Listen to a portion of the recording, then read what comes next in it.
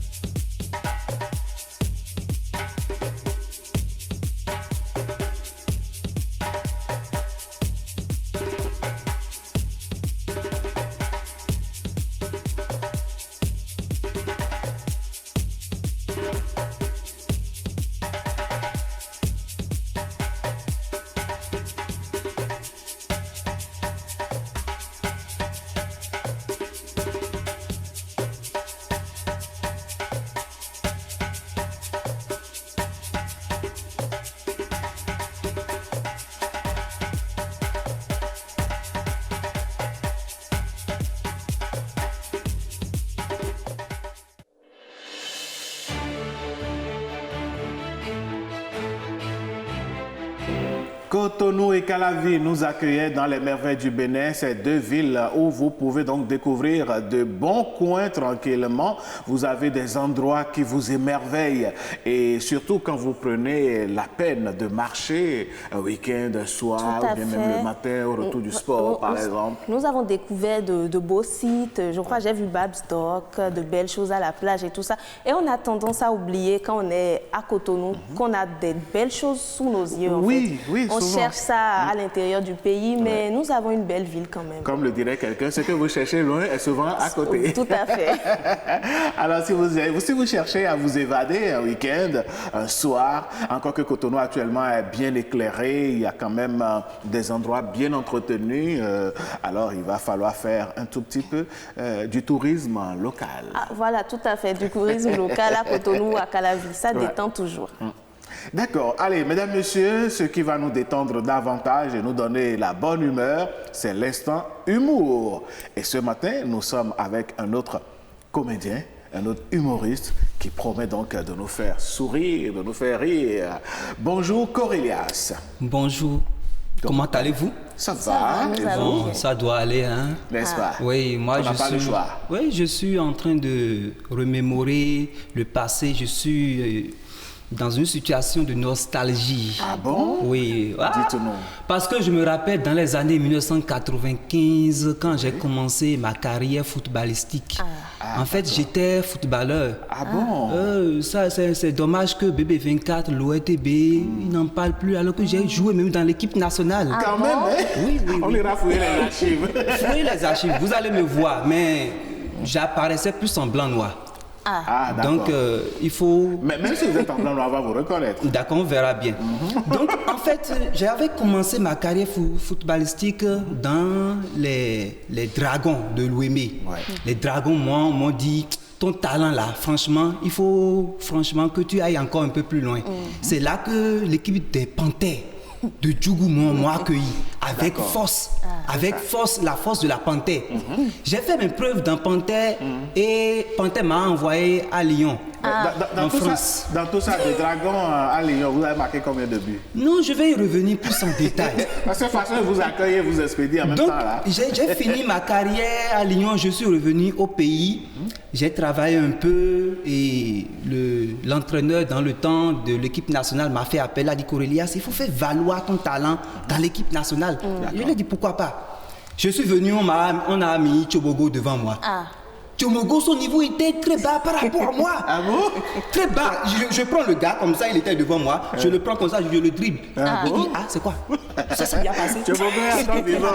Tu vas aller poser la question. On verra bien. Donc, j'ai commencé, on m'a dit d'abord, Corelias, tu vas rester au camp. Ah, d'accord. Là, c'est mon papa qui m'a appelé. Papa a dit, Corelias, si tu restes au camp là, quand on va marquer le but, est-ce qu'on va mettre ton nom? Donc, je te veux devant. Donc, j'ai écrit une lettre, on m'a envoyé maintenant à l'attaque et j'ai commencé. Le problème est qu'on avait un match très sérieux avec Togo. Et Togo, l'équipe togolaise est venue avec Adibayo. Vous connaissez Adibayo avec sa taille. Ah oui. Et alors que dans le temps, nous on était comme ça et Adibayo était comme ça. Et le problème qui s'est posé, 1-0, pendant plus de 90 minutes, on n'a pas eu le temps de marquer. Ah bon? Adebayo garde la balle en haut et nous, on est en bas. Mais on a dit, c'est pas possible. Et c'est là, en ce moment-là, Il ne vous a pas permis d'aller chercher le ballon. vous allez constater que dans cette période-là, qu'est-ce qui se passait? Quand les écureuils avaient ballon, surtout au stade de l'amitié, s'il pleut, on gagne. Ah, d'accord. S'il ne pleut pas, on ne gagne Vous pas. perdez. Donc, on a imploré les man, on a imploré les dieux, et la pluie a commencé. Quand la pluie a commencé, d'abord, nous tous, on a laissé affaire de jouer. On a dit Alléluia, et ça a commencé. Ah bon, mais quel est le rapport? Le rapport avec la pluie, Oui. quand la pluie commence au stade de l'amitié, c'est seuls les Béninois qui voient ce qui se passe. Ah bon? Comment ça? Vous allez toujours constater que quand le Bénin joue, il a plu au stade de l'amitié, le Bénin gagne toujours. Ça, c'est un secret que je vous offre comme ça. D'accord. Eh, Mais seulement vous nous donnez un secret sans nous dire réellement de quoi il est question. c'est un secret, donc ça reste un secret, même si c'est un secret de polichinelle. Donc, j'ai marqué dans l'équipe nationale. On a fait le répertoire de mes buts, on a constaté que c'était que des autogols. Et c'est là, le président de la République du moment m'a appelé, il a dit Corelias, qu'est-ce que tu fous comme ça? Tu nous as foutu la honte. Vous ne Et je lui ai rendez dit, aucun service au pays à j'ai mis mon talent en exergue. Et c'est là on a dit, ton talent, il a un petit qui est venu, il s'appelle Cessignon. Il doit apprendre à tes côtés, sauf le côté marqué but.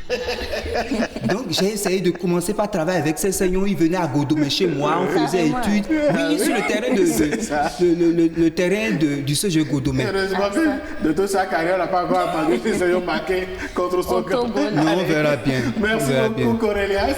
On vous retrouve en deuxième partie vers la fin de l'émission. Mais prenez le soin de ne plus marquer des autogols. Parce que là, vous faites reculer le pays. Mais vous savez ce que je fais maintenant? Non, vous faites quoi? Actuellement, je suis entraîneur de l'école primaire publique de Godomé. Ah, pardon, il faut qu'on aille faire on ne des savait enquêtes. pas. On va prévenir les responsables de cette école-là. Allez, mesdames, messieurs, nous disons merci à notre ami Corelias. On se retrouve, comme je l'ai dit tout à l'heure, en deuxième partie, d'accord? Allez, Jennifer, Maintenant, c'est le plateau danse. Oui, tout à fait. Vous savez si bien hein, l'introduit. Nous avons le clip du jour. Et comme d'habitude, les jeudis, nous allons en dehors du pays. Vous avez une idée non, du clip qu'on va jouer? Ah ouais, c'est vrai que j'ai une idée, mais ce qu'on va faire, je sais que c'est une exclusivité. Oui. Alors donc, on va laisser les téléspectateurs découvrir à travers le clip du jour.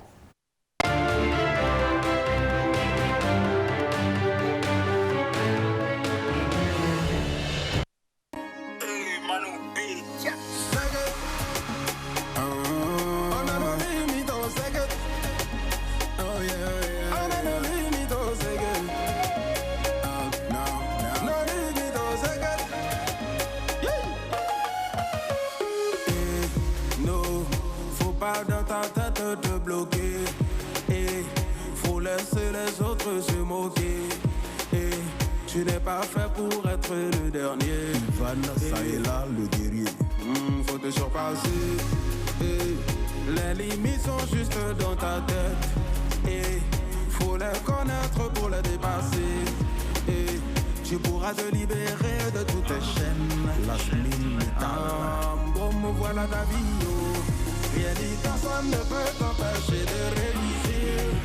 Il suffit seulement de détermination et de âme pour briser les barrières et vivre ta passion. Oh,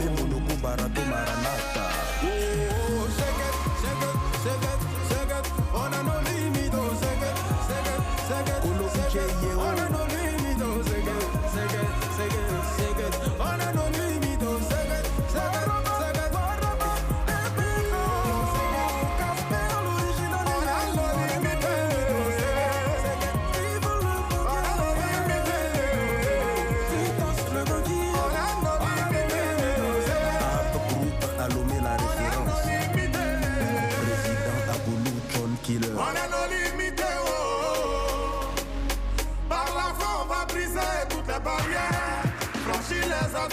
Pour entrer dans notre destinée. Service depuis Ouaga. Jean-Alain Gambiré-Olo, la main de Dieu. Ils vont parler, wow. Mais demain c'est toi, ils vont copier. Le prince habite un descend. Les femmes font ils vont faire l'effort. Dans le store, habillé de luxe. Ils vont faire l'effort. Alex danse toujours fort.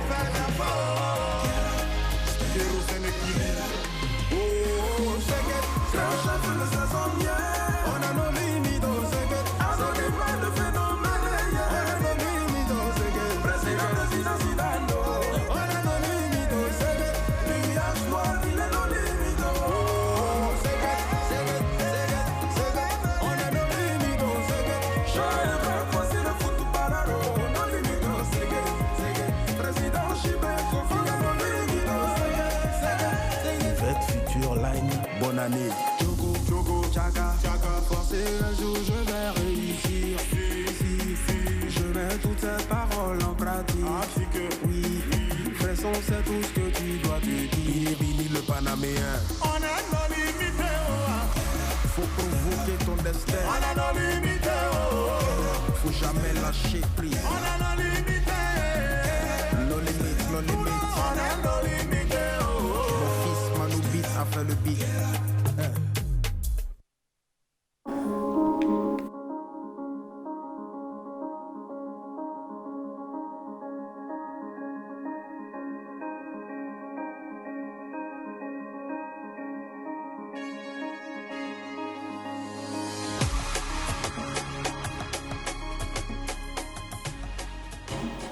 Eh oui, c'était là hein, le duo DJ Kérosène et Baby Philippe de la Côte d'Ivoire. Tout à fait, j'ai vu que vous étiez emporté par la danse. Ah oui, c'est une très belle musique qui est sortie il y a quelques jours seulement. Une musique qui met en exergue donc la combativité. Oui. C'est vrai, on n'a pas eu le temps de montrer l'entièreté du clip aux téléspectateurs parce que là, c'est un peu un clip qui parle, voilà, qui parle de rejet. Il ne faut pas rejeter les gens dans la société compte tenu de leur handicap. Tout handicapé a le droit et puis est un humain et a des potentiels et des potentialités qu'il peut mettre en exergue et puis au service du développement du voilà. pays. Et justement, quand vous êtes rejeté, quand on vous combat comme ça, ne vous apitoyez pas sur votre sort, mais levez-vous et allez-y toujours. À la fin, il y a de l'espoir. Ça, c'est clair. Ce qui est sûr, nous, on ne se combat pas sur le plateau. Nous sommes plutôt là, on se donne la main pour être au service du pays. Mesdames, Messieurs, et ce matin, comme nous l'avons promis, nous allons discuter d'un sujet vraiment capital. On installe nos débatteurs juste avec ceci.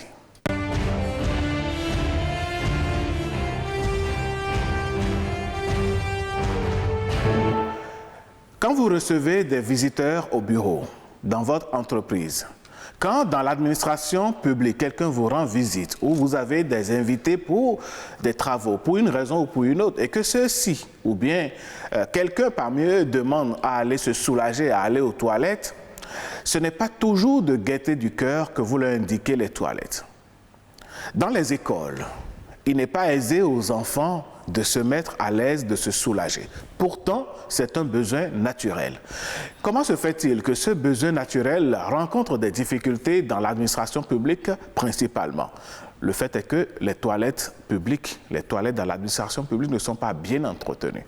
À qui revient le rôle, la responsabilité de l'entretien des toilettes? Comment faire pour que les visiteurs qui arrivent dans ces milieux-là puissent être à l'aise et se mettre à l'aise? Si nous avons des toilettes qui ne marchent pas, quelles pourraient être les implications sanitaires? Tout ceci, nous allons l'aborder, mesdames, messieurs, dans le débat avec nos invités, Jennifer Sativi. Tout à fait. Vous avez si bien planté le décor et nous abordons les toilettes dans les administrations publiques notamment, qui sont des nids de maladies pour la plupart. Et nous recevons sur ce plateau Monsieur Lucien Noubode. Bonjour. Bonjour. Merci d'avoir accepté notre invitation. Vous êtes entrepreneur et vous avez d'ailleurs fait beaucoup de travaux dans ce domaine-là, justement, celui des toilettes dans les administrations publiques. Et nous aurons beaucoup d'informations avec vous dans les quelques minutes qui vont suivre. Et en face de vous, nous avons Miché Elegbe, voilà, agent de l'ORTB en tout cas, que nous recevons sur ce plateau en tant qu'usager. Je suis sûre que vous avez également beaucoup de choses à dire sur la question.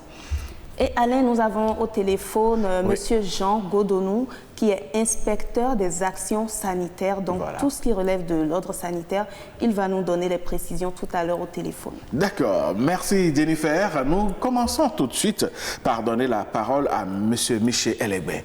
Il vous est arrivé déjà d'aller dans une autre administration publique, de rendre visite à quelqu'un quelque part et d'être pris par le besoin naturel de vous soulager.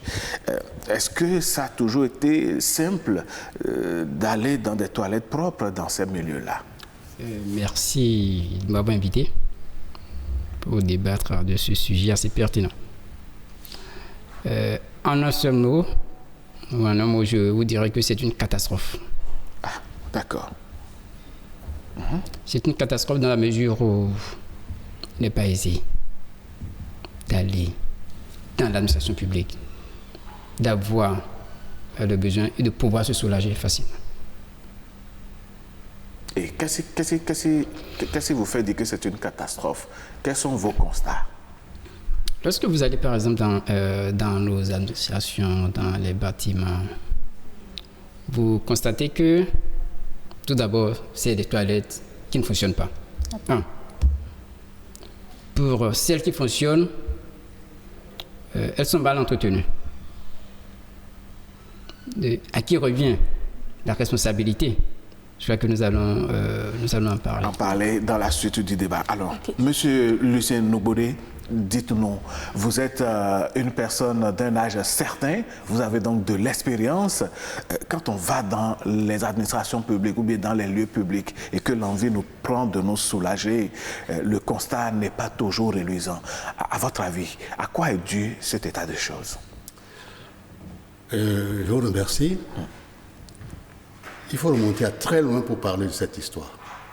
Parce que si nous abordons le sujet comme ça, c'est dire qu'on a fait un petit parcours de combattant, qu'on est arrivé à un niveau de constat qui nous fait tous déplorer ce que vient de dire notre ami. Parce que, mais de quoi s'agit-il? Lorsque nous ingurgitons de l'alimentation, quand nous prenons le poisson, il faut savoir comment les éliminer. Si on n'a pas ça, donc on n'est pas encore homme. Quelle que soit la nature dans laquelle nous trouvons, animal ou quoi, on doit produire les matières fécales. On doit uriner. pour pouvoir laisser la place à d'autres structures et peut-être encore refaire notre santé. Mais il n'est quand même pas possible qu'on ne puisse pas concevoir un endroit qu'on appelle d'abord, aujourd'hui, d'une façon vulgaire, latrine. Vous voyez cette connotation de latrine, ce que ça veut dire? C'est un élément négatif. Et toute la conception de ce système s'est basée sur cet élément-là, pour concevoir un élément qu'on doit isoler. Pourquoi vous pensez que le terme latrine a une couleur péjorative? Péjorative parce qu'en fait, un lieu où on va se mettre à l'aise, si celui-là, vous ne l'avez pas entretenu, vous ne l'avez pas mis dans les conditions d'accueil, ne vous surprenez pas. On n'entretient pas. On ne conçoit pas ça comme étant un lieu d'accueil. D'ailleurs, pour nous paraphraser, et pour vous paraphraser, c'est quoi? Mais dans toutes nos concessions, là, dans nos maisons, quel endroit avons-nous dénommé lieu d'aisance? Est-ce que c'est le salon? Est-ce que c'est la chambre à coucher? Est-ce que la chambre la cuisine? Non. On a bien dit lieu d'aisance, un lieu où on va se mettre à l'aise. Ce n'est pas dans la chambre à coucher. Mais comment se fait-il que notre manière de faire conçoit que c'était ce lieu-là, il faut le laisser dans une situation déplorable, ce qu'il vient de dire. Il faut pouvoir lui donner les lettres de noblesse pour que ça puisse nous accueillir. D'accord. Et dites-nous, qu'est-ce qui, selon vous déjà, est à la base de ce mal-entretien-là, de ces lieux d'aisance dont vous parlez? Bon, l'origine, je suis d'une génération dont mon ami m'a régalé tout à l'heure d'anciens fourmis, n'est-ce pas? Mais nous qui sommes nés à Cotonou, nous savons que nos WC que nous avons, c'était des tinettes à l'époque, dans les années 40-30 et qu'on sort au bord des voies pour pouvoir permettre la vidange de cet élément-là. Il faut se parler de bonne génération. Mais lorsque nos parents avaient commencé à construire, qu'au lieu d'être déféqués dans la nature, il vaut mieux réserver un endroit pour pouvoir faire les besoins, eh bien, vous allez remarquer, la plupart des concessions qui sont dans l'ancienne formule, là, c'est toujours les WC qui sont au bord de la voie, avec un tuyau et tout ça, tout. En haut et une petite ouverture. Alors, ça s'explique. C'est-à-dire on sort cet élément du cadre. On ne l'a pas mis au côté de la chambre à coucher puisque ça dégage. Et à cette époque-là, qui a été révolue en 1963, parce que c'est en ce moment-là que Haruna Mama, le feu, avait demandé à ce qu'on enlève les départs que nous faisons pour pouvoir faire les clôtures, et de faire des clôtures en briques pour pouvoir avoir un mur correct. En ce moment, on a commencé à faire maintenant des cajots qu'on appelle maintenant fosses étanches pour recevoir la matière fécale. Pourquoi? Parce qu'en ce moment-là, il y avait maintenant à la voirie, il y avait des camions Spiro qui permettaient de venir vider les choses. À l'époque, c'était vidé manuellement, c'était les manuels de la voirie qui vidaient. Puis ce processus a continué. Et puis après, ça a été coupé en quelque sorte, mais ça a été prolongé dans certaines localités. Même à Cotonou, ça continue. Pourquoi? Parce que l'eau est apparue. Il y a le deuxième système qu'il a déploré qui dit mauvais entretien. On a maintenant les WC qu'on appelle fosse septique. La fosse septique, elle reçoit la matière fécale dans un siège, là, le siège de WC, et la matière fécale est drainée à l'aide de l'eau, s'il vous plaît, vers la conduite de tuyauterie, vers la fosse. Il y a tout un système. Alors ce système s'est placé ici tout de suite, parce que c'est bon, on n'a plus l'odeur qui se dégage, tout ça. Mais entre-temps, on envoie ça là-bas. Mais c'est là ce qui est mal entretenu. Mais dans la plupart de nos concessions, d'une part, dans la plupart de nos institutions, quelle que soit la présidente et tout, je ne sais pas comment ça parle, on a toujours continué le système de fosses étanches. La fosse étanche, la matière fécale n'a pas été drainée. On l'a déposée, et puis elle a en dilatation. En ce moment-là, elle produit les effets dont on n'a pas besoin, les gaz et tout ça. Dans certains endroits, vous avez les vermines, les mouches, tout. Alors, ça veut dire que cet élément, il faut l'éloigner le plus loin possible de l'homme. D'accord. Maintenant, là, ce qui attire l'attention, ce qui répugne tout de suite l'utilisateur d'une toilette quand il arrive dans l'administration publique, c'est l'état d'entretien. Soit ça ne marche pas, soit la chasse d'eau ne fonctionne pas, soit quelqu'un est passé, fait ses besoins et a laissé ça comme ça, à charge donc au suivant donc de venir découvrir ce qu'il ne doit pas découvrir, et puis bon, tout est comme ça. Pourquoi dans une administration on doit se mettre à l'aise, la situation est comme cela? Parce que personne n'est responsable. Aucune responsabilité. Qu'est-ce que vous voulez? Quand vous ne responsabilisez personne ne prend soin. Alors, D'accord, dans ce cas, on va demander justement à Miché qui devrait être responsable et quel style de responsabilité on devrait mettre en place. Je crois que les deux parties doivent être responsables. Je parle d'abord de l'administration et des usagers. L'administration, comment? Il revient, en fait, de dégager de responsabilité, quelqu'un, comme l'a dit le doyen, à ceux-là. Vous savez, quand on entre dans une administration, tout le monde ne fait pas tout. Il y a des gens qui sont spécialisés, il y a les directeurs ou bien les chefs de service, les chefs de ci, les chefs de ça. Et du coup, il y a quelqu'un normalement qui s'occupe du patrimoine, de la gestion, des trucs. Et nous avons souvent, nos administrations ont souvent des contrats, par exemple, avec les sociétés d'entretien. De nettoyage. Justement. Il revient donc à ce responsable, au responsable du centre,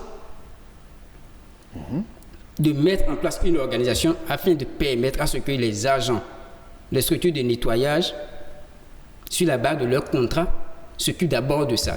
Ça, c'est le système d'entretien. Mais on vous dira que ces agents s'en occupent le matin et puis après ils s'en vont. La suite de la journée, comment ça va se passer? Non, justement. C'est pourquoi, par rapport à ça, il faudra élaborer un chronogramme, un programme, un calendrier de permanence pour leur permettre de s'en occuper, de l'entretenir. D'accord. Justement, l'autre problème auquel on fait face, c'est l'état défectueux de ces toilettes, par exemple. Justement, l'entretien y est, mais nous avons les machines. J'en arrive. À côté de l'entretien, c'est quoi? L'entretien, c'est pour c'est en fait pour les structures. Cette responsabilité est comme aux structures. Et il revient au chef centre. Si je prends par exemple notre structure ici, il revient au chef centre. OK? D'aller vers ou d'imposer à cette structure, le nettoyage systématique. Maintenant, cette structure doit pouvoir dégager des gens sur la base d'un calendrier, d'un programme qui doit faire des tours de la ronde pour voir est-ce que afin de nettoyer. Et ça, c'est en ce qui concerne l'administration. En ce qui concerne maintenant les usagers. Non, pas encore. Permettez-moi de continuer à parler de l'administration. Après ça, il y a la seconde responsabilité en ce qui concerne le dysfonctionnement du système. Il ne revient pas aux structures d'entretien d'acheter le système, de prendre le mécanisme, ou quand ça ne fonctionne pas, d'enlever de changer une tuyauterie. Non. Il leur revient seulement de signaler au responsable, au chef de centre, ah voilà, il y a tel problème, quitte à lui de prendre sa responsabilité et de faire fonctionner le système. D'accord. Je crois que c'est ce que nous n'avons pas dans nos administrations, dans les diverses structures. À côté de ça maintenant, il faut dire, comme l'a dit le doyen, comme l'a souligné le doyen, aujourd'hui nos toilettes, nous utilisons plus d'eau. Et c'est là que je vais attirer la responsabilité, par exemple, de la SONEB, en partie. Qu'est-ce que la SONEB vient chercher? Justement, mais c'est la SONEB qui nous fournit d'eau. Et lorsqu'à un moment donné, quelqu'un va, utilise la réserve qu'il y a et qu'il n'y a plus d'eau, ah ben là, la SONEB va vous dire de prendre vos dispositions pour avoir des tanks et je ne sais pas. Non. La SONEB est là pour nous fournir de l'eau en permanence. D'accord. C'est vrai qu'aujourd'hui, il y a une certaine amélioration dans la fourniture de l'eau, mais il y a toujours des coupures. En plein centre-ville, ça continue. Donc c'est là, je veux considérer également la responsabilité par exemple des structures qui nous fournissent de l'eau pour l'entretien des toilettes. Maintenant, en ce qui concerne les usagers, je dirais plutôt que c'est une affaire de conscience. Parce que le lieu que vous savez, qui reçoit votre intimité, vous devez tout faire pour que ce soit propre. Lorsque, par exemple, vous allez là et que vous déféquez, vous revenez, vous sortez, vous laissez ça dans ce état, sans avoir saché et chassé, voilà, du moins. Quelques instants après, vous pourriez encore avoir envie de revenir. Et si vous revenez, vous le trouvez dans l'état que vous l'avez laissé. Est-ce que vous pouvez rester là? Alors, Monsieur Ngoudé, lorsque nous suivons les explications de Monsieur Elegbe, on se rend compte que la responsabilité est partagée justement. Est-ce qu'on peut dire qu'on fait face à une sorte d'incivisme? Il faut dire que moi j'ai abordé le sujet autrement. D'accord. Je suis bien, mais ça c'est le constat que mon ami a eu à faire, j'en ai fait aussi. Mais de mon constat, il se trouve que cette situation est plus grave que ce que nous disons ici. Elle n'est même pas normale, c'est pas vrai. Vous ne pouvez pas voir des enfants à l'école qui ne puissent pas aller faire les besoins. Et puis de surcroît, qu'est-ce qu'on a mis? On construit des toilettes où on doit s'accroupir. Nous sommes au 21e siècle. 21e siècle. Et le hasard voudrait que l'hymne national demande que les enfants du Bénin soient debout. Comment vous pouvez maintenant commencer à enseigner aux enfants qui n'ont pas un lieu où aller déféquer, qu'il faut s'accroupir pour faire les besoins d'une fois. Et puis il faut être adroit. On crée un système de géométrie où on doit viser, soit on est garçon ou fille, pour que la matière fécale passe par là pour tomber. Quand même. Ça veut dire qu'en réalité, la personne n'est pas à l'aise. Non, on parle de lieu d'aisance. C'est une lieu qui doit être préparée pour. Qu'est-ce que vous êtes en train de faire? C'est-à-dire, on suppose que, bon, on a accompli le devoir, on a construit. Donc, c'est des monuments qu'on a construits. Moi, je suis dans une dynamique maintenant où je suis révolté. Je suis révolté. Ce que je calme tranquillement ici, c'est vraiment le on vous comprend. En temps normal, pour aller dans ce lieu d'aisance-là, comme on le dit, se mettre à l'aise, on doit pouvoir s'asseoir, faire ce qu'on a à faire de façon naturelle, et puis se relever, remettre l'endroit propre, et puis repartir. Mais, effectivement, comme vous le dites, il y a encore des toilettes où les gens sont obligés de s'accroupir, de se mettre sur la plante des pieds, de chercher l'équilibre. Pendant ce temps, comment est-ce qu'ils vont pouvoir se mettre à l'aise? Et l'État continue de construire des latrines de ce type-là. J'appelle ça latrine. Mais l'État a corrigé, par exemple, l'actuel gouvernement. J'ai lu des documents que je ne peux pas présenter ici maintenant parce que là, je suis un peu sur ma fin. Ce débat qu'on fait, c'est un préliminaire. Je crois qu'on arrivera à un vrai ce que nous disons tranquillement, là, la situation qui se présente aujourd'hui, dans 2 ans, 3 ans, non, ce n'est pas possible. On continue effectivement de construire les latrines. Et le fait de distancier le lieu où on va se mettre à l'aise du lieu d'utilisation, ça n'a pas de sens. C'est vrai. Aujourd'hui, on parle de l'administration qui doit se rapprocher de l'administré. Ou bien, on a eu les maires, les chefs dans un tout. Mais on doit pouvoir construire des modules qui doivent se coller au lieu où on se met à l'aise. Vous pensez qu'il ne faut plus donc le bâtiment qu'on utilise ici, et puis les toilettes sont à 20 mètres, à 30 mètres? Vous n'êtes pas au Bénin. Parce que si vous étiez au Bénin, vous allez savoir que c'est quand même un lieu où il pleut, 6 mois de l'année, n'est-ce pas? Oui. Mais pendant ce temps où les enfants sont en classe et qu'ils ont des besoins satisfaits, faites mouvoir votre intelligence. Qu'est-ce que vous faites? Bon, ils vont passer sur la pluie. C'est bien. Voilà, ce qui n'est pas normal. Ils vont se mettre sur la pluie, quoi. Même vous aussi. Même au niveau des centres de santé. J'en ai vu, moi, à l'ADA, la fois dernière. Mais c'est dommage que je n'ai pas pu présenter. Comme je vous l'ai dit, parce que je bouillonne des patients là. On vous invitera sur notre plateau et vous allez nous donner les résultats de vos enquêtes. Alors, vous préconisez aujourd'hui donc que les toilettes ne soient plus trop distancées des lieux d'utilisation des usagers. Parce que quoi?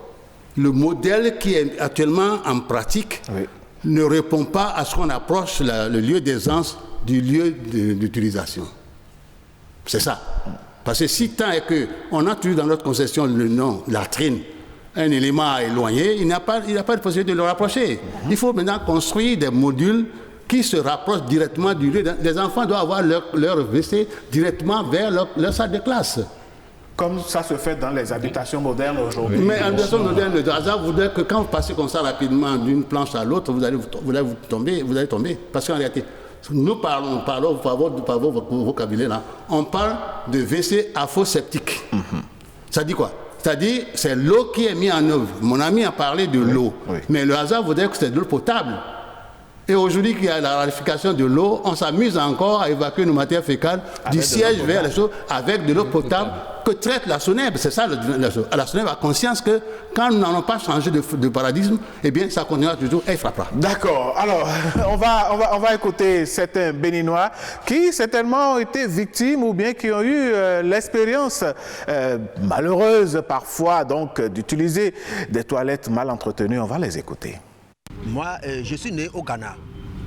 J'ai grandi là-bas et j'ai vu ce qu'on appelle toilettes publiques. Chez nous au Bénin, dans notre administration, est-ce que nous-mêmes nous sommes propres? Nous ne sommes pas propres. Non. Ce n'est pas affaire de s'habiller, porter grandes chaussures. C'est pas ça qui fait que tu es propre. Il vaut mieux que quand pipi te serre là, tu gardes ça jusqu'à pour aller à la maison et tu as mal au bas-ventre. Mais je préfère ça que d'aller attraper l'infection. Moi, ma propreté que j'utilise à la maison, je dois faire sortir ça. Oui, Je suis propre à la maison. Il faut que je fasse savoir ça au dehors. Ou bien. Donc, moi-même qui est dans mon service, quand je vois que notre toilette est ça, ma chérie, mon cher, comment on va faire pour notre toilette là? Ou bien nous-mêmes, on va essayer d'engager. C'est la main qui arrange les choses. Hein. C'est la main qui arrange. Mais si nous-mêmes, on fait madame là, c'est la salle. Chacun doit savoir que les toilettes publiques, c'est un lieu d'aisance, c'est un lieu où il va aller se mettre à l'aise, il doit toujours tout faire pour entretenir ce lieu. Au-delà de ça, il doit avoir des agents dédiés à la tâche. Si toi-même tu as une toilette comme ça à la maison et que tu vas aller faire caca par exemple, mais il faut savoir que quand tu finis de faire, il faut tirer l'eau. Il faut tirer l'eau et tu mets l'endroit là propre pour que celui qui va venir va voir que là-bas, l'endroit là est encore propre. Mais nous là, on s'en fout. Il y a d'autres même qui les toilettes sanitaires, il y a d'autres qui montent, ils prennent leurs deux pieds pour monter et faire caca. Alors que l'homme doit s'asseoir sur ce truc là, sur le pot pour faire caca. Mais les autres là montent comme un escalier avant de faire caca. Non, non, vraiment ça nous reste beaucoup. L'incivisme fait que les gens, ce qu'ils n'arrivent pas à faire chez eux, ils le font dehors, alors que ce n'est pas bien. Nous devons prendre l'exemple du bon comportement partout où nous nous trouvons. Je ne dédouane pas l'administration qui ne met pas les moyens pour entretenir ces lieux. Excusez-moi, les Béninois font quelque chose qui me déplaît façon là. S'ils voient que ça là, c'est pas pour eux là, c'est public là, ils ne prennent pas soin. Non, c'est pas public, mais quand tu en auras besoin, tu vas aller là-bas.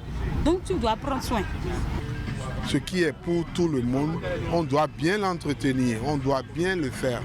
Encore qu'aujourd'hui, nous avons des prestataires qui sont des spécialistes dans le domaine des entretiens. Nous, en tant qu'usagers, nous devons tenir compte de notre bonne éducation pour entretenir ces lieux. Béninois, excusez-moi, on est un peu sale. Ah, le mot est sorti, chacun s'est exprimé.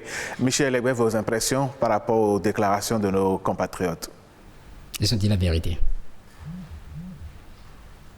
Ils n'ont fait que révéler ce que chacun de nous sait. C'est simplement ça. Monsieur Godonou? Monsieur Noubodé, oui. La vérité existe. C'est le nom, ce n'est pas du tout un surnom. D'accord. La vérité existe. Un nom de famille. Votre question. Oui, quelle est votre impression sur la déclaration, les impressions de nos amis? À ce niveau, il n'y a pas grand chose à dire, c'est la réalité. Et cette réalité nous habite et continue de nous habiter, c'est que nous ne sommes pas du tout des gens normaux.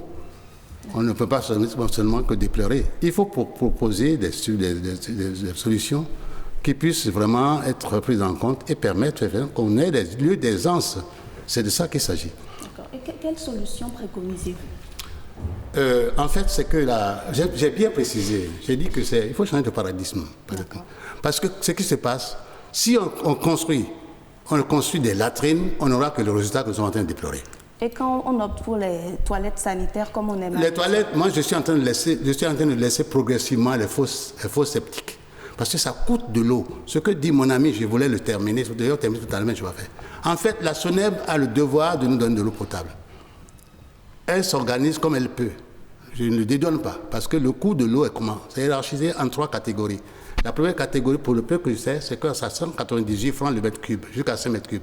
L'État a participé à permettre à SONEB de nous vendre de l'eau, les 1000 litres à 198 francs. Vous faites la vous allez voir que vraiment c'est gratuit. Mais dès le moment où vous dépassez, vous allez à la deuxième catégorie, c'est 453 francs le mètre cube, parce que là on sent à vous quelqu'un qui ne prend pas soin de l'eau, qui gaspille l'eau. Quand vous passez à la troisième phase, c'est 600 et quelques francs, 658 francs le mètre cube. Ça veut dire qu'effectivement c'est le coût réel de cette situation. Maintenant, il n'y a pas, comme peut-être dans les pays européens, une conduite d'eau usagée pour permettre d'évacuer. Nous prenons de l'eau potable pour évacuer la matière fécale, s'il vous plaît. Qu'est-ce que nous faisons? C'est de l'eau à boire qu'on prend pour évacuer. Alors, à partir de ce moment-là, tout ce qui se fait après, ça fait que soit l'administration a conscience que les gens gaspillent l'eau. Donc on fait la restriction. La plupart du temps, quand la tige est rompue, quand on a tiré, eh bien l'eau coule et on perd l'argent. Des fois, on coupe l'eau parce qu'on voit que les gens ne savent pas faire. Mais le système de la fosse septique, c'est ça. C'est-à-dire c'est un système qui répond peut-être en dehors de notre fait ici, mais qui ne répond pas en Afrique. Alors, mais en Afrique, alors qu'est-ce qu'on doit pouvoir faire? On a trouvé ce sens. C'est cela qui m'a fait vraiment dire que ce débat-là, c'est un préliminaire. Parce qu'on a trouvé la solution.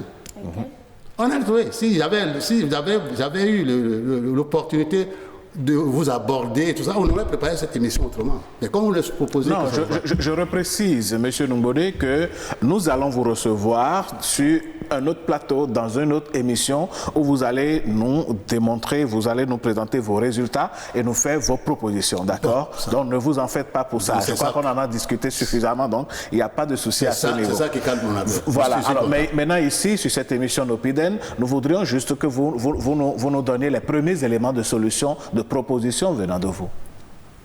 Bon, en réalité, nous avons tous les techniciens pour faire ce travail-là. Ce territoire n'est pas si dépourvu de gens qualifiés comme on le croit. On a des gens, mais qui sont mal orientés. Imaginez-vous que si vous voulez concevoir, par exemple, un projet de construction, ce n'est pas facile de trouver des agents de maîtrise.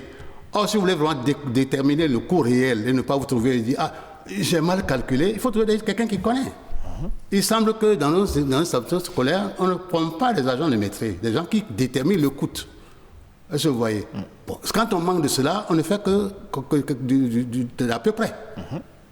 Donc, si jamais nous pouvons prendre conscience de cela et commencer à nous regrouper pour faire le travail, parce qu'on peut régler ce problème-là. Ce problème-là doit trouver solution en 2021. Ah oui. Ah oui, non, je suis certain. Parce qu'on a trouvé, on a déjà trouvé, ne serait-ce que, comment vous pouvez dire ça maintenant, un semblant de solution. C'est français ça. C'est-à-dire, on n'a pas dit, non, je n'ai pas dit que nous sommes vraiment à la fin, non. Mais ce que nous avons trouvé nous encourage à dire non, nous avons toujours mal fait, laissons tomber. Parce qu'on est en train de changer beaucoup de choses ici. Vous ne savez pas, mais vous devez savoir. Parce que vous avez obligation de savoir parce que c'est par le média ORTB que j'ai su que l'État a investi des milliards de francs pour pouvoir préparer un endroit où on va traiter les bouts de vidange. Tout à fait. C'est pas vrai, bon dire. Mais comme vous le savez, combien sont conscients de ce que ça fait? Parce qu'à l'époque, le Sphéro faisait les vidanges au bord de la mer, là, et dans les lagunes. Maintenant, l'État a pris conscience de ça, il est en train de préparer. Passez-nous des émissions comme ça, pourquoi nous pouvons sensibiliser que l'État a effectivement en train de préparer une aire pour recevoir les bouts de vidange, parce qu'au bout de la chaîne, cette matière fécale est réutilisable pour faire l'engrais. Pourquoi est-ce qu'on est en train de faire comme si nous allons créer ici un dépotoir de matière fécale et on ne peut pas l'enlever? Ouais. Donc c'est pour dire que l'État a conscience. Et dans un journal récent de l'année dernière, de 2020, le gouvernement a effectivement employé pour la première fois le nom lieu et des ondes dans sa propos, au conseil des ministres. Il n'y a que le ministre de l'eau qui a continué de parler de latrine. Moi, je l'ai déploré. Le jour où il a donc dit, enlève-moi ça. D'accord. Monsieur Godonou, dans cette émission, Monsieur Numbodé Dumoin, c'est une application. D'accord. Alors, nous avons l'habitude de recevoir des experts au téléphone. Et ce matin, nous avons Monsieur Jean Godonou qui est déjà en direct dans cette émission. Alors, Monsieur Jean Godonou, dites-nous, est-ce qu'il vous est déjà arrivé d'être confronté à un problème, de vous mettre à l'aise dans une administration publique et que vous voyez l'État qui vous simplement vous répugne et ne vous permet pas de vraiment vous mettre à l'aise? Oui, monsieur le ministre, dans l'administration, ça ne manque pas, surtout quand on est pris à ce et d'aller se mettre à l'aise. Ce n'est pas rare de voir que dans nos administrations, dans les toilettes que nous utilisons, elles sont parfois mal propres. Alors, quel est le risque que nous courons au plan sanitaire de vivre dans ces conditions-là? Beaucoup de risques, hein, parce que les toilettes constituent des lieux où nous allons nous débarrasser de nos des déchets en plus. Nous allons éliminer les microbes que nous portons en nous parce que chacun porte en lui et sur lui un certain nombre de microbes que nous allons éliminer à ces endroits-là. Elle peut se trouver dans la bouche, et dans les yeux, dans les oreilles, au niveau donc, des organes urinaires, génitaux, et quand nous allons, nous les minons à ces endroits. Quand les conditions d'hygiène ne sont pas réunies, et qu'un avant vous, et dès que vous allez là, vous pouvez donc ramasser donc, ces microbes-là. Et donc les risques, c'est en général, ils sont d'ordre infectieux. Alors, comment... C'est l'infection en général qu'on peut attraper. D'accord. Dites-nous, M. Jean Godonou, quel mécanisme on peut mettre en place selon vous pour que désormais, dans les administrations publiques ou dans tout lieu où nous allons, les toilettes soient bien entretenues et fonctionnent correctement? Bon, je pense que dans les administrations, le système, sinon les mécanismes, ne manquent pas. Sauf que les gens ne s'en occupent pas comme cela se doit. Il n'est pas rare de voir que dans nos administrations, des entreprises, sinon des services sont commis pour l'entretien de ces toilettes, de ces endroits où nous allons nous mettre à l'aise.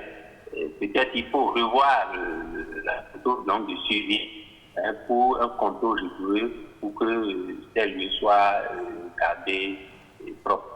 Alors, M. Jean Godonou, puisque finalement, c'est quand même des êtres humains qui utilisent ces toilettes-là et qui les laissent dans un état de saleté et repartent, est-ce que vous ne pensez pas qu'il se pose un problème d'éducation finalement? Bien sûr, chacun a reçu une éducation. Nous venons d'horizons divers et avant, c'est tel que vous vivez chez vous que vous pouvez transporter ailleurs. Quand vous êtes nombreux quelque part, il y a toujours de ces genres de choses. Si toi tu peux faire, l'autre bien, il peut casser. Et donc je pense qu'il faut mettre un système en place pour que, bon, même si individuellement on ne va pas le faire, qu'il y ait des gens qui passent de temps en temps pour mettre des lieux. Parce que à ces endroits, il faut quand même, il y a aussi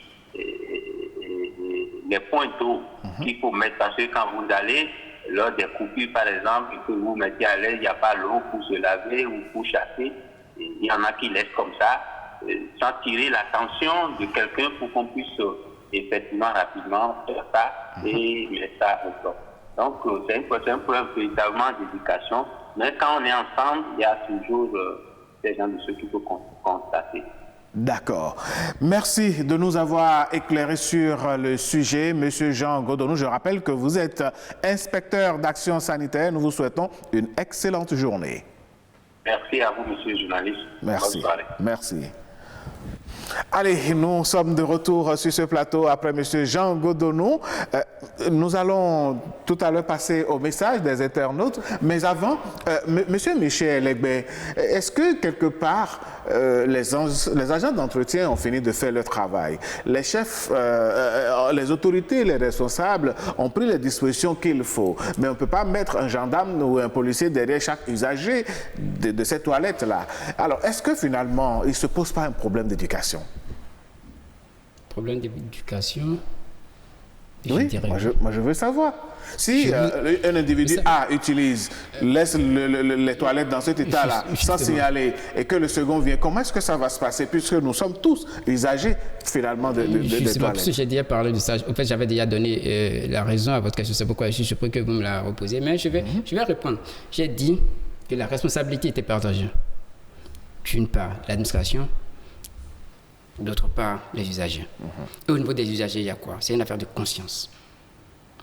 C'est une affaire de conscience. Quand vous parlez de conscience, nous savons que c'est un besoin naturel pressant. C'est tout en fait. C'est tout. Il y a d'abord l'éducation, la rééducation. Mais tout à l'heure, M. Ngoudi a également évoqué la question des bouts de vidange qui ont fortement été accompagnés ces temps-ci. Est-ce que vous pensez que ces actions sont suffisantes pour régler le problème? Non, ça, le traitement par exemple des bouts de vidange, je dirais que c'est l'action en fait en aval.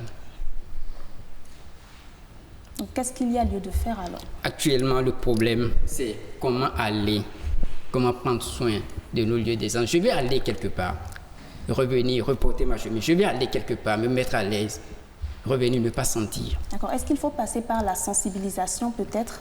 La sensibilisation, aux oui. différents D'abord, usagers. tout le monde sait, nous sommes tous conscients, comme l'ont dit nos amis, nous avons un problème en fait de conscience. Le Béninois a un problème de conscience. Quand c'est public, il ne s'en occupe pas bien. Maintenant, à côté de ça, il faudra, comme je l'ai dit, vous travaillez, vous avez un planning. Tout est une question d'organisation. Puisque nous avons déjà identifié le problème. Il y a un problème d'éducation. Mais on ne va pas toujours stabler. On ne va pas toujours rester, toujours dire que c'est un problème d'éducation, sans chercher à avoir une solution. Comment faire d'abord? Mais en attendant, puisque nous savons qu'il y a des gens qui sont commis à la tâche, comme l'a dit le docteur Godonou, il faudra, pour que nous puissions continuer de fréquenter ces endroits, d'aller de bien revenir, et de revenir, trouver un planning, un programme pour les agents d'entretien. Vous fonctionnez sur la base d'un programme, je fonctionne sur la base d'un programme. Nous savons comment ça se passe. Quelqu'un fait la permanence aujourd'hui, l'autre fait la permanence demain. En attendant de pouvoir mettre en application les résultats des recherches de M. Ngoudé pour trouver, en fait, pour finir avec ce problème. D'accord. Je ne sais pas si vous voyez. Mettre en application, mettre en place un programme et... D'accord. Alors, comme je le disais, cette émission, c'est aussi vous, mesdames, messieurs, chers amis téléspectateurs, internautes. Nous avons quelques messages de vous. Le premier dit ceci: bonjour à tous. Nous rendons grâce au Tout-Puissant pour ce nouveau jour. Merci. Se soulager est tout naturel, mais force est de constater qu'il est difficile de se satisfaire. Les toilettes publiques très insuffisantes. Là où elles existent, il faut couper la respiration. Tellement c'est indescriptible. Quel contrat on signe avec ceux qui gardent ces lieux? Quel genre de matériel on met à leur disposition? Quelle est la fréquence de vidange de ces fosses? C'est un vrai problème de santé publique et environnementale. Même dans les écoles de nos enfants sont exposés. Les miens me disent qu'ils n'arrivent pas à se mettre à l'aise à l'école. Imaginez des adolescentes dans ces situations. Il faut alors faire ses besoins avant de sortir pour éviter de ramasser des germes de maladie. Ceux qui y travaillent, il faut bien les intéresser car leur santé prend un coup. La police sanitaire doit être plus active. Merci et agréable journée à tous. Voilà, un autre message qui nous dit: c'est un sujet qui doit préoccuper tout le monde, ce depuis la maison, passant par l'école, la ville et l'administration. C'est une question d'habitude, de psychologie, d'éducation, de culture. Je m'en vais vous donner l'exemple du Togo où j'ai passé quelques années d'études. Jadis, alors que ce fut des fosses septiques, ces toilettes publiques des quartiers qui desservaient les ménages étaient toujours bien gardés propres. Mon constat, c'était des lieux qu'on pouvait appeler lieux d'aisance car toujours gardés propres. Je le dis d'autant plus qu'au plan culturel, le peuple minant était caractérisé par une certaine propreté. La propreté est une question à inculquer comme toutes sortes d'éducation. C'est sur la conscience des individus comment agir des actes de saleté qu'il faut agir. Ainsi, la responsabilité des éducateurs, c'est les éducateurs, les parents, enfin c'est l'État responsable de structures administratives de mettre des moyens financiers pour l'entretien par du personnel averti sur ces questions. Bonjour à tous. Les toilettes publiques sont presque inexistantes dans nos villes. Quand il y en a, l'état d'insalubrité vous dissuade de l'utiliser tellement que c'est repoussant. Dans les écoles et administrations, c'est pareil. La responsabilité de nous tous est interpellée car même si on confie leur entretien à des personnes, nous devons veiller à ce que ce soit propre. Un autre aspect est que les produits utilisés ne sont pas adaptés. Et le plus souvent, il n'y a pas d'eau dans les installations sanitaires. De surcroît, l'utilisation que l'on fait du WC dépend de l'utilisation que l'on fait du WC dépend sa propreté. On doit éduquer les enfants à l'hygiène complète. qui passe nécessairement par la propreté des lieux d'aisance. S'ils le font chez eux, ils veilleront à la propreté dans leurs écoles. Moi, je dis souvent aux miens qu'il ne sert à rien de bien s'habiller et d'aller uriner dans les toilettes sales. La propreté d'une demeure, c'est l'état des toilettes qui en témoigne. La police sanitaire doit faire des descentes inopinées dans ces milieux pour vérifier et infliger des amendes au besoin. Les établissements scolaires privés même ne prennent pas soin des toilettes malgré le coût élevé des frais de scolarité. Alors, évitez de boire beaucoup d'eau quand vous sortez de chez vous. Ben dis donc, est-ce qu'à cause de ça, on va éviter de s'hydrater? Alors, un autre message. Le message continue et nous avons celui-ci qui dit « Vraiment bizarre, mais c'est la réalité. Il faut en principe des agents d'entretien et qu'on les paie bien. Aussi, il faut que les gens aient le savoir-vivre. Quand tu as sali, nettoie avant de quitter, parce que d'autres vont utiliser. Il faut donc doter ces endroits de matériel aussi. Parfois, les chasses sont gâtées et non réparées. Bref, l'hygiène, on ne devrait pas nous le rappeler. On ne devrait pas nous rappeler l'hygiène, chacun devrait être propre. Si vous êtes madame bien sapée, monsieur bien sapé et que vous salissez les toilettes, ce n'est pas normal. Allez, on va faire un dernier tour de table et nous allons commencer par monsieur Noumbodé. Monsieur Noumbodé, nous n'avons pas eu la prétention d'avoir fait tout le tour, mais si on devrait faire de la sensibilisation, que diriez-vous? La sensibilisation n'a pas manqué. Il faut le reconnaître parce qu'en réalité, de quoi? Il sait que en sortant de chez soi, on peut avoir besoin. C'est spontané, ça. C'est pas que parce qu'on n'a pas beaucoup bu, on n'aura pas uriné. Le besoin peut vous prendre. C'est si chic, ça peut revenir qu'une situation où vous avez besoin d'aller uriner. De surcroît, lorsque vous posez l'acte de déposer la matière fécale, on est toujours confronté à ce problème. Nous sommes en train de le déplorer parce que c'est un problème. Mais si nous ne faisons que déplorer, on ne va rien résoudre en tout cas. C'est qu'en fait, il faut commencer à réfléchir à l'approche de solution. On ne peut pas dire qu'on a trouvé une solution radicale à cette situation. Mais il faut quand même, le peu auquel on serait parvenu, il faut le mettre en matière. Tout à fait. C'est-à-dire, il faut l'appliquer. Quitte à ce que, bon, ces générations continuent d'améliorer, mais la situation telle qu'elle est, elle n'est pas normale. On ne peut pas parler de recommandation.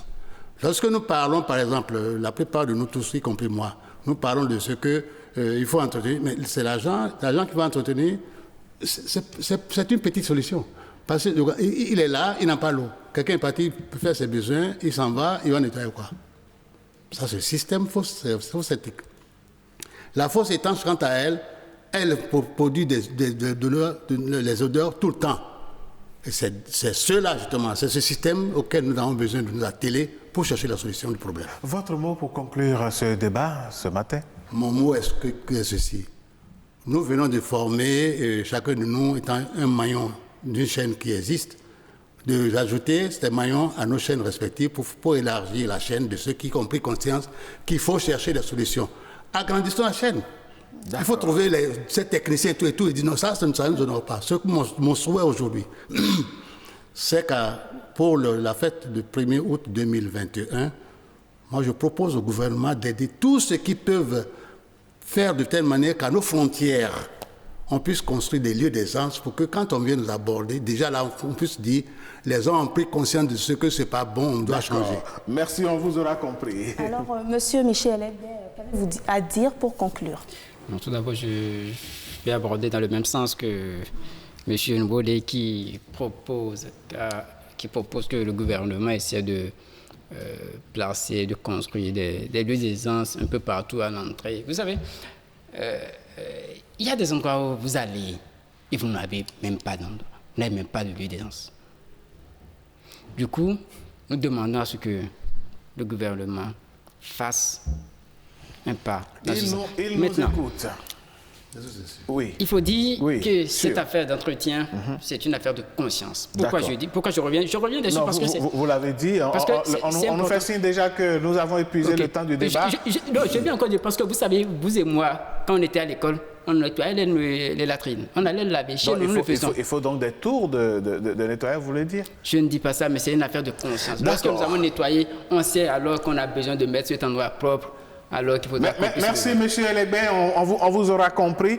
Merci, mesdames, messieurs, vous avez compris, hein, le débat n'est pas terminé. Il continue chez vous et c'est sûr qu'on va retrouver certainement d'autres plateaux pour approfondir donc le sujet. Mais en attendant, on marque une petite pause, puis on vous revient. Bienvenue au Bénin.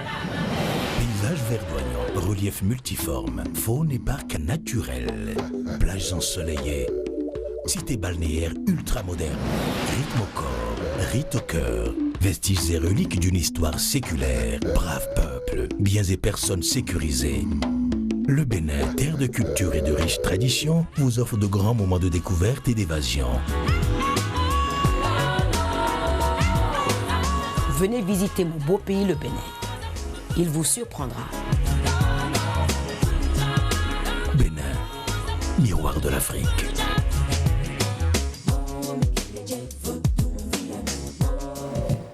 Eh oui, mesdames, messieurs, nous sommes de retour sur ce plateau pour vous dire tout simplement que notre pays est un pays merveilleux, merveilleux par sa culture, merveilleux par la richesse donc de ses us et coutumes. Et parlant justement d'us et coutumes, ce matin, Jennifer, on ira dans une contrée pour découvrir quelque chose. Tout à fait, nous allons chez les Yoruba pour en savoir un peu plus sur la salutation. Vous savez, c'est un peuple, je dirais, pour lequel la salutation a une importance capitale. Non, la salutation, voilà. elle est importante partout. Oui. Peut-être que ça prend peut-être d'autres ampleurs avec les Yoruba. Allez, on va suivre l'élément. C'est crucial, voilà. On va suivre tous les détails sont dans l'élément. Allez, mesdames, messieurs, nous, on a commencé l'émission en vous saluant et on va retrouver donc la salutation à travers Us et Coutumes.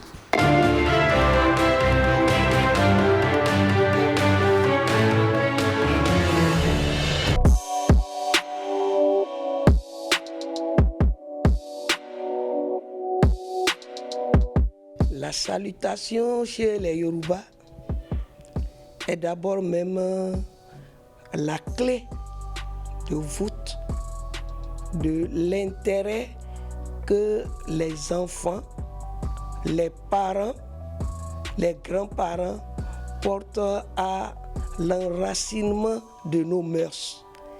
Et en cela, les salutations, c'est la première chose qu'un enfant, dès le bas âge, doit savoir faire.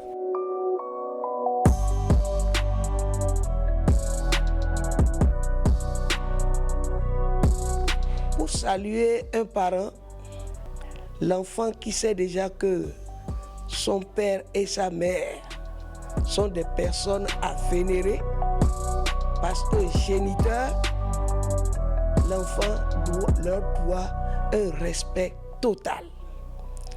Et lorsqu'un enfant se lève le matin, il va d'abord se débarbouiller le visage.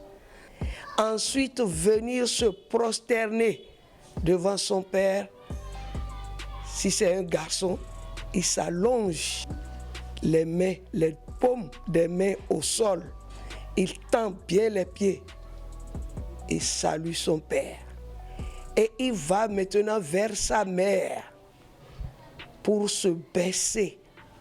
Ce sont les filles qui s'agenouillent, les deux genoux à terre, pour saluer et père et mère. La famille est soudée et c'est dans un, je dirais, silence religieux que l'enfant va vers tous les membres de la famille pour les saluer un à un. Si on est dans, je dirais, l'enclos familial, on fait du porte-à-porte.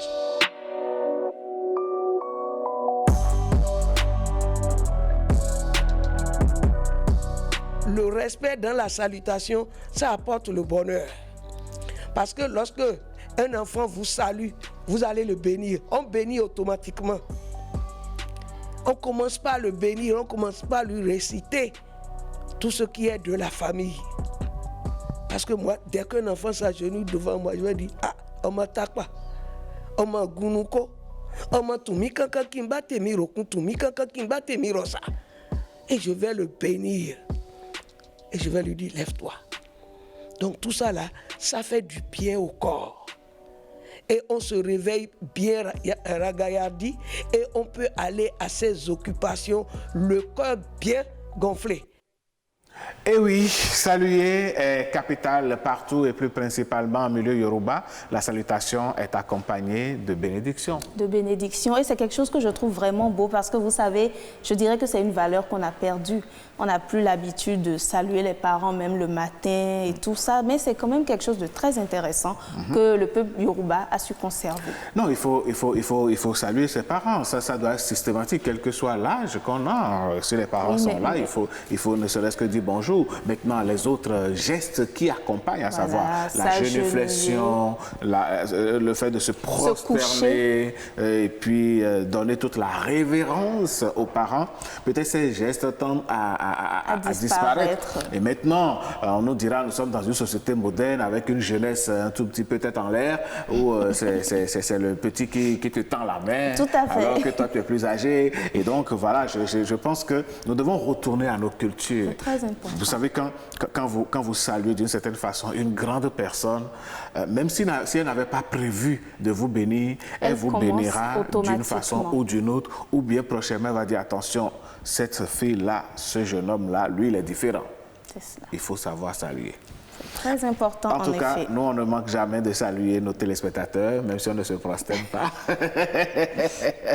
Et ce que nous ne manquons pas dans cette émission, mesdames, messieurs, c'est de vous donner chaque jour un prénom africain qui pourrait vous servir, pourquoi pas dans la famille. Appeler un enfant tel prénom, puis puisque nous étudions un peu les caractéristiques, on va découvrir le prénom du jour juste après ceci.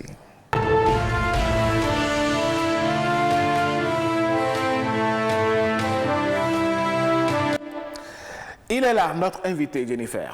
Tout à fait, c'est un invité que les téléspectateurs connaissent quand même un peu parce qu'il est déjà arrivé sur ce plateau.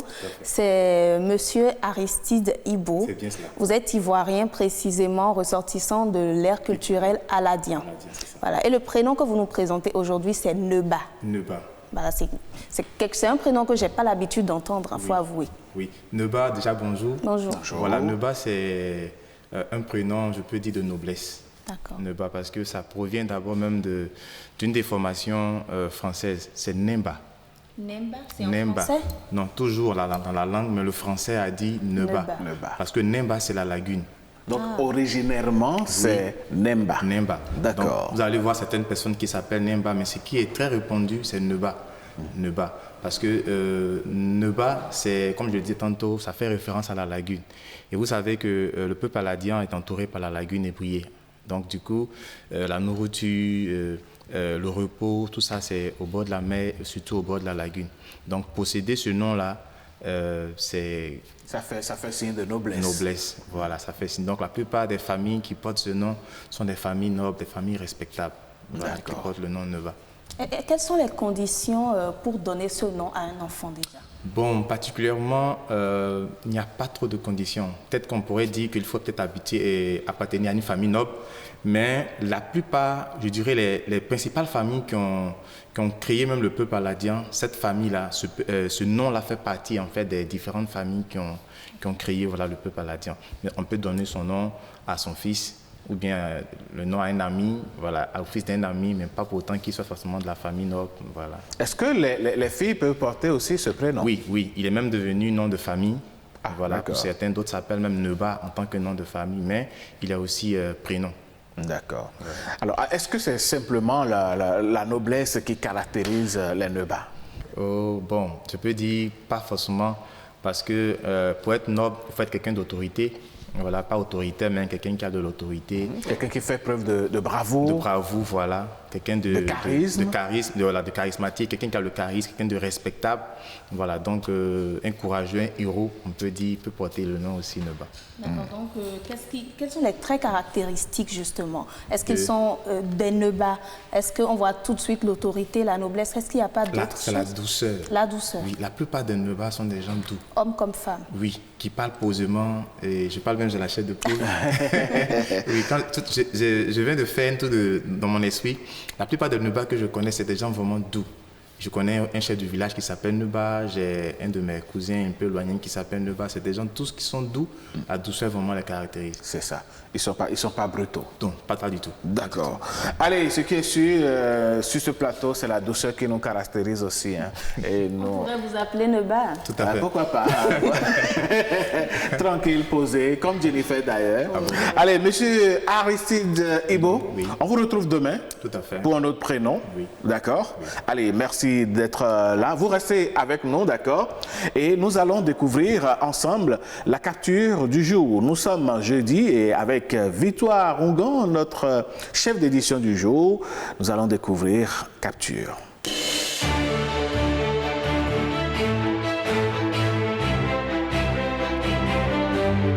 Ange Nicaise Dorego, je sais que vous adorez la complicité technique et tout de suite, vous allez nous permettre de découvrir la capture de ce jour.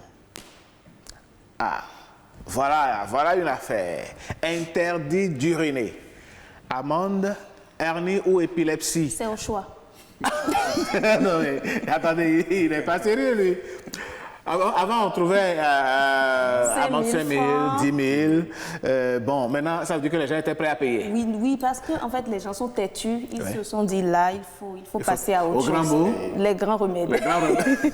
Monsieur Ibo, qu'est-ce que cela vous explique? Bon, c'est ce que tout à l'heure, Mme Jennifer disait. Il n'y a pas le respect aujourd'hui. Tout à l'heure, je pense qu'on vient de suivre une émission dans le même sens. Voilà. Les gens urinent partout aujourd'hui. Ouais. Ils n'ont pas ce sens de rétention là. Donc, il faut des choses comme ça pour les effrayer. Pour les amener peut-être même que c'est du vrai, hein? Peut-être même que c'est du vrai. Il y a des gens qui sont très sérieux quand ils font l'interdiction parce que vous voyez la clôture de quelqu'un, vous vous mettez là, vous pissez. Vous rentrez dans la rue, vous pissez. Je crois que non, il faut commencer par faire attention. L'environnement nous appartient à nous tous. Donc voilà. Maintenant, si un jour vous attrapez l'hernie ou l'épilepsie, posez-vous la question de savoir si vous n'avez pas uriné quelque part. Cette plaque vous renseigne sur ce qui peut vous arriver si vous vous entêtez à salir, à polluer l'environnement des gens. Ce n'est pas normal. Ce qui est sûr, nous, on ne le fait pas. Monsieur Ibo aussi ne le fait pas. Non, pas du tout. Donc voilà, qu'on voit la plaque ou qu'on ne voit pas, on sait qu'il faut aller dans un lieu d'aisance pour se mettre à l'aise. Voilà, quel que soit le degré où ça vous tient. Vous pouvez même, de façon aimable, demander la permission à quelqu'un dans une maison que vous ne connaissez pas. Voilà. Bonjour, bonsoir, mesdames, messieurs, est-ce que vous pouvez me permettre de me soulager? Et bon, c'est des humains aussi. Ils ne vont pas vous dire non, ils ne vont pas vous renvoyer. Voilà. Mais c'est mieux comme ça que de faire les besoins. Et pourquoi pas, même si quelqu'un refusait, aller chez son voisin? Oui, pourquoi pas? Tout le monde ne va pas vous rejeter. Voilà. Allez, merci à notre chef d'édition Victoire Rougan et à Ange Nicaise Dorego pour cette belle sensibilisation qui rentre en droite ligne dans du débat que nous avons eu tout à l'heure. Monsieur Ibo, on vous retrouve demain, par la grâce de Dieu, pour une autre description d'un autre prénom africain. Allez, Jennifer Sativi, nous sommes à présent donc dans une autre rubrique et les jeudis, vous nous présentez, vous nous donnez des idées de business. Voilà, des idées d'affaires. Production. Voilà, oui, tout ce qui peut nous rapporter de l'argent. Forcément. Et les téléspectateurs, ils aiment ça parce que par les temps qui courent, il faut avoir plusieurs cordes à son arc. Voilà. Il serait même bien qu'on commence à produire dans ce que je vais présenter aujourd'hui parce que c'est, je dirais pas délaissé, mais c'est pas très en vogue. N'est-ce pas? Voilà. Donc c'est un bon tuyau. C'est un très bon tuyau. Allez, on va vous retrouver juste après. Instant Éco, c'est tout de suite. Hein? C'est tout de suite, Instant Éco. On va y aller. Alors, je ne sais pas si vous connaissez son appellation en français, mais c'est le Azongwegwe. Ah oui, c'est un fruit qui mûr est jaune. Voilà. Quand on consomme, finalement, ça devient comme du chewing-gum. Exactement. Vous aimez ça? Ah, quand c'est doux, c'est bon. D'accord. Alors, son nom en français, son nom scientifique déjà, c'est Chrysophyllum abidum, de son nom scientifique, et puis en français on l'appelle la pomme étoile. Pomme étoile. Voilà, pomme étoile, en anglais parfois apple star. Alors cet arbre-là est un arbre tropical dont le feuillage est persistant. Il atteint des dimensions moyennes comprises entre 25 et 37 mètres de haut, avec une circonférence de maturité variant en moyenne entre 1,5 et 8 mètres. Alors, la bonne teneur en vitamines, en minéraux, en vitamines et en fibres alimentaires de cette pomme confirme son importance dans la vie cellulaire et dans la régulation de certains maux comme la tension artérielle, et agit également dans la formation et la solidification des os, ainsi que dans la sécrétion de plusieurs hormones dans l'organisme humain, dont l'insuline. Et Alain, au plan médical également, la racine de ce fruit, en passant par sa tige, son écorce et tout ça, contribue à soigner certaines affections cutanées. Je peux citer l'abcès, les boutons, tout à fait, et tout ça. Et vous le disiez, c'est un tuyau, mais voilà, malgré toute la richesse dont regorge ce fruit, sa production ne constitue pas encore une filière au Bénin. Et je peux vous expliquer ce que c'est faute d'organisation, selon les informations recueillies du secteur. Sinon, le fruit fait objet de cueillette pendant la période de novembre à mars, et cet état de choses n'assure pas la disponibilité de la matière première, malheureusement. Et en revanche, en période de cueillette, une très grande quantité du fruit est destinée à la poubelle, parce que avarié et tout ça, alors que ces fruits pourraient être transformés, être industrialisés, mais à peine 20% de la quantité du fruit sont directement consommés. Au Bénin, cette pomme n'est pas du tout transformée ni à l'échelle artisanale ni industrielle, malgré ses nombreuses habitudes, ce qui est bien dommage parce qu'on peut en faire des jus de fruits, certainement, Alain. On peut les transformer, en faire peut-être d'autres choses qui pourraient intéresser. Ben oui. Mais voilà. Je pense qu'il y a des startups qui nous écoutent en ce moment, qui nous suivent ce matin. Peut-être des gens auront des idées de fabriquer du jus de pommes étoiles prochainement. Ou peut-être des chewing-gums à base de pommes étoiles, pourquoi pas? Pourquoi pas? Parce que voilà, il y a les prédispositions. Voilà. Si aujourd'hui nous avons du tchakpalo, nous avons du souché en sirop, et puis voilà, vin de palme bien. Alors, je crois que les jeunes Béninois réfléchissent davantage aujourd'hui, et ne soyez pas surprise, ma chère Jennifer, de voir prochainement du jus de pommes étoiles. En tout cas, ça nous ferait beaucoup plaisir. Ce qui est sûr, ça ne va pas coller la bouche comme sur Mandel. Certainement pas. Peut-être le chewing-gum. Peut-être le chewing-gum. Bon, allez, merci à vous, Angélique de Dorego. Je sais que vous aussi, vous aimez ce fruit-là. Hein. Allez, prochainement, en novembre, vous avez dit, hein, novembre, oui, la queue, c'est octobre, novembre. Voilà. Allez, on va acheter un lot qu'on viendra distribuer ici. Voilà. Et on va voir vous êtes sûr et vous vous engagez? Ah ben oui. Je vais vous le rappeler. Non, ne vous en faites pas. Je vais distribuer de la régie jusqu'au plateau ici. Ah, ça, c'est une très bonne nouvelle. Allez, parlant du plateau, lui, il est déjà présent ici pour son deuxième passage. C'est Corélias. Rebonjour. Oui, bonjour. J'ai perdu un peu l'humeur. Hein. Ah, vous n'avez pas perdu l'humeur? Qu'est-ce qui vous est arrivé? Parce que là, c'est ma femme qui vient de m'envoyer un message. Elle dit quoi? Elle est en route pour Kokokodi, pour aller chez un monsieur dont je tais le nom. Et c'est quoi? Non, écoutez, hier soir, elle a refusé, elle s'est opposée à moi par rapport à quelque chose de capital qui nous liait. Comme quoi? Non, je l'ai dit, ma chérie, il sonne 22 heures. Ouais. C'est l'heure de notre conseil municipal. Il faut que tu entres en conseil.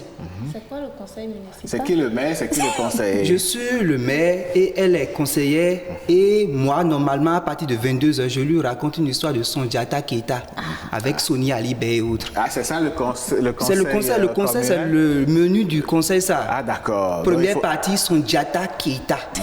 Et l'autre, Sonia Alibé. D'accord. Elle s'est opposée. Elle s'est opposée. Peut-être qu'elle ne fait pas la politique. Non, mais bon, elle doit faire la politique.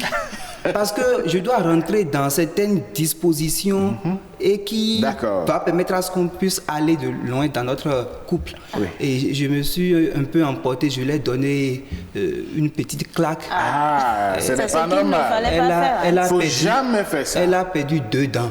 En plus, et vous appelez ça petite claque? Non, mais bon, si je donnais réellement, ce sont les 32 qui descendent. Vous êtes sûr que ce n'est pas au commissariat qu'elle s'en va à Coco? Non, elle a dit qu'elle va chez un autre monsieur, donc permettez-moi de lui parler juste une phrase, une chanson pour la ramener. Elle est en route pour Coco Kodji. D'accord, ok, allez-y. La prunelle de mes yeux, reviens à moi ma chérie. À ton jeu préféré, je veux jouer toute ma vie. Reviens à moi, ma chérie. Reviens à moi, ma chérie. La prunelle de mes yeux, reviens à moi ma chérie.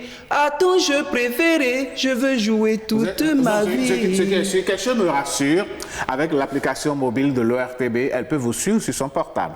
Donc c'est sûr que le message est passé. D'accord. Ne soyez plus triste. Mais évitez de gifler aussi les prochaines fois. Ne faites plus jamais ça. Prenez l'engagement de ne plus jamais le faire. Je prends l'engagement. Ce n'est pas normal. Je prends l'engagement ferme de gifler, non, de ne pas gifler. Au moins une fois quand je la vois, quoi. Ah bon? C'est la police républicaine qui viendra vous chercher. Et surtout, ne venez pas vous plaindre ici. Il faut que la police même ait les preuves. Ah bon? Un aveu est une preuve. Il faudra qu'elle pense à filmer dans ce cas. Franchement, je demande pardon. Le 14, on est ensemble. C'est à cause du 14 que vous demandez pardon? Non. À cause de ce que je lui ai fait. Ah ok, d'accord. C'est sûr qu'elle vous a excusé. Allez, Jennifer, nous, on ne va pas s'excuser. On va danser. Parce qu'on va donner de la bonne humeur à la suite de Corelias. Voilà. On va mettre de l'ambiance avec ce beau morceau, qui nous invite à la combativité, à ne pas baisser les bras. Mesdames, Messieurs, voici le duo DJ Kérosène et...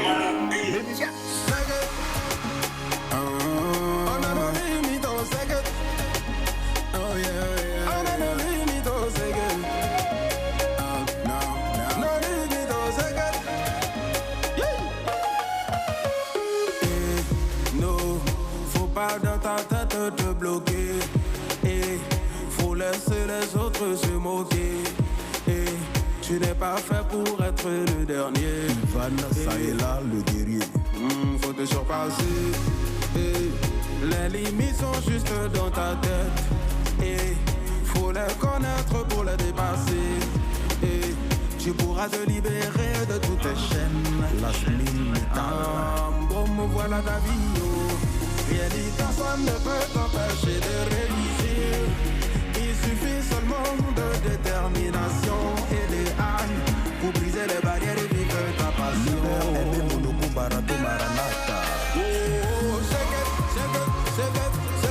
on a nos limites, on a nos limites.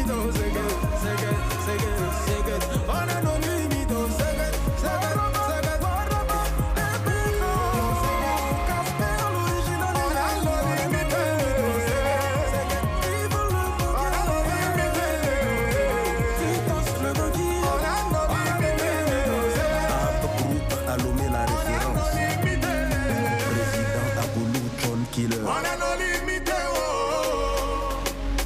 par la foi on va briser toutes les barrières, franchir les obstacles pour entrer dans notre destinée. À ton service depuis Ouaga. Toi ou deux Mességué. Jean-Alain Gambiré Olo, la main de Dieu. Ils vont parler, wow. Mais demain c'est toi, ils vont copier. Le prince Habib Nguessan. Les femmes vers les femmes.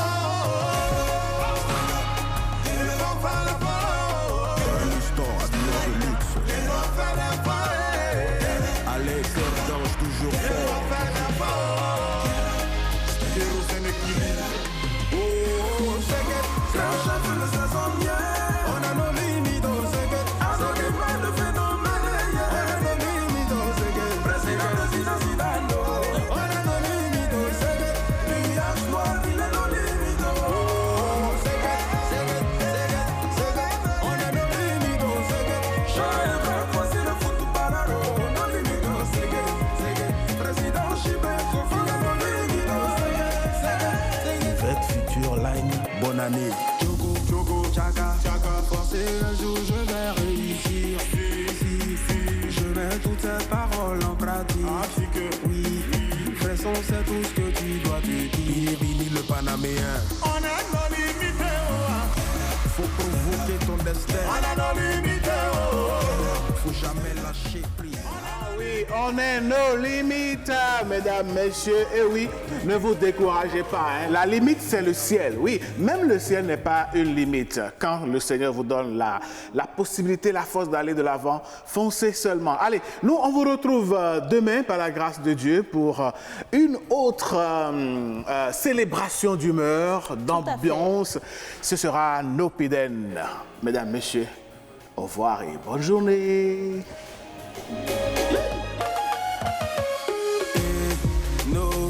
Faut pas dans ta tête te bloquer. Et faut laisser les autres se moquer. Et tu n'es pas fait pour être le dernier. Vanessa est là, le guerrier. Faut te surpasser. Et les limites sont juste dans ta tête. Et faut les connaître